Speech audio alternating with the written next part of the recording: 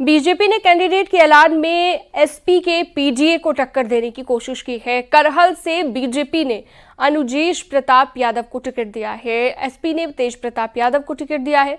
कटेहरी से बीजेपी के धर्मराज निषाद और एसपी से शोभावती वर्मा हैं। सीसामऊ की बात करें तो बीजेपी ने सुरेश अवस्थी को उतारा है। एसपी ने इरफान सोलंकी को टिकट दिया है।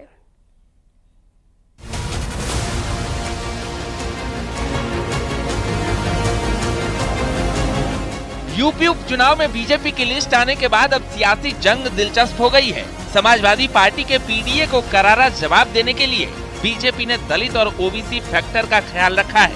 वहीं गठबंधन धर्म निभाते हुए मुजफ्फरनगर की मीरापुर सीट अपने सहयोगी दल आरएलडी को दी है। जो लोकप्रियता है क्षेत्र में, जो स्वीकार्यता है, पार्टी संगठन के प्रति उनकी जो निष्ठा है और सरकार की योजनाओं और कार्यक्रमों को जिस तरह से लेकर वो जनता के बीच में जाते हैं, इन सभी चीजों को देखते हुए पार्टी ने सुयोग्य और लोकप्रिय उम्मीदवारों का चयन किया है और निश्चित रूप से ये सभी उम्मीदवार अपने अपने चुनाव क्षेत्र में प्रचंड विजय हासिल करके भारतीय जनता पार्टी को और मजबूत। बीजेपी ने फूलपुर से दीपक पटेल को प्रत्याशी बनाया है। दीपक पटेल फूलपुर की पूर्व सांसद केसरी देवी पटेल के बेटे हैं। 2012 से 2017 तक बसपा से करछना विधानसभा सीट के विधायक रह चुके हैं। 2019 लोकसभा चुनाव के पहले अपनी मां केसरी देवी पटेल के साथ बीजेपी में शामिल हुए थे। गाजियाबाद से बीजेपी ने संजीव शर्मा पर अपना दांव खेला है। बीजेपी ने महानगर अध्यक्ष संजीव शर्मा को टिकट दिया है। संजीव शर्मा पंजाबी फैमिली से आते हैं और सांसद अतुल गर्ग के काफी करीबी माने जाते हैं। मुझे लगता है कि हर पार्टी ये जरूर देखती है कि उनका जो भी प्रत्याशी है वो जीतने लायक स्थिति में हो और उस जातीय समीकरण जो उस जगह का वो उसके पक्ष में जाए। भारतीय जनता पार्टी ने जो भी कैंडिडेट घोषित किए हैं उनमें कोई बहुत ज़्यादा मुझे लगता है कोई आश्चर्यचकित करने वाले नाम नहीं हैं। सभी के नाम लगभग सुने हुए हैं, कुछ ने चुनाव पहले लड़ रखा है। मझवा सीट से बीजेपी ने सुचिस्मिता मौर्य को टिकट दिया है। मिर्जापुर के मझवा विधानसभा उपचुनाव में बीजेपी ने पूर्व विधायक सुचिस्मिता मौर्य को प्रत्याशी बनाया है। मझवा विधानसभा से इससे पहले बीजेपी की विधायक रह चुकी है। विधानसभा चुनाव 2022 के कारण टिकट कटा था। बीजेपी ने करहल से अखिलेश के जीजा अनुजेश यादव को टिकट दिया है। भारतीय जनता पार्टी ने करहल विधानसभा उपचुनाव में अनुजेश यादव को अपना प्रत्याशी बनाया है। अनुजेश का मुलायम सिंह यादव परिवार से रिश्ता है। सांसद धर्मेंद्र यादव के बहनोई हैं अनुजेश यादव। जैसे मैनपुरी में एक यादव कैंडिडेट उतारकर, करहल में एक यादव कैंडिडेट उतारकर वहाँ पर जो एक यादव बहुल समुदाय है उसको अपील करने की कोशिश की गई।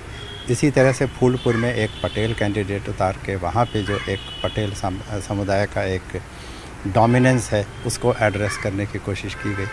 तो मुझे लगता है कि ये सभी जो रणनीतियाँ होती हैं ये स्थानीय जो इक्वेशन है उसको आधार में लेकर बनाई जाती हैं। कटेहरी से बीजेपी ने जातीय समीकरण को देखते हुए धर्मराज निषाद पर दांव खेला है। बीजेपी ने कटेहरी सीट से 3 बार के विधायक रहे धर्मराज निषाद को प्रत्याशी बनाया है। धर्मराज निषाद बसपा से विधायक रह चुके हैं। 2022 में उन्होंने अकबरपुर से चुनाव लड़ा था लेकिन उनकी हार हुई थी। बीजेपी ने कुंदरकी से रामवीर सिंह ठाकुर को टिकट दिया है। बीजेपी ने कुंदरकी सीट से अपने पुराने प्रत्याशी रामवीर सिंह ठाकुर पर भरोसा जताया है। रामवीर सिंह ठाकुर बीजेपी के तेज तर्रार नेताओं में गिने जाते हैं। खैर सीट से बीजेपी ने सुरेंद्र दिलेर को अपना प्रत्याशी बनाया है। बीजेपी ने अलीगढ़ की खैर विधानसभा सीट पर सुरेंद्र दिलेर को टिकट दिया है। सुरेंद्र दिलेर पूर्व बीजेपी सांसद राजवीर दिलेर के बेटे। कानपुर से बीजेपी ने सुरेश अवस्थी को टिकट दिया है। भाजपा ने सीतामऊ विधानसभा से सुरेश अवस्थी पर भरोसा जताया है।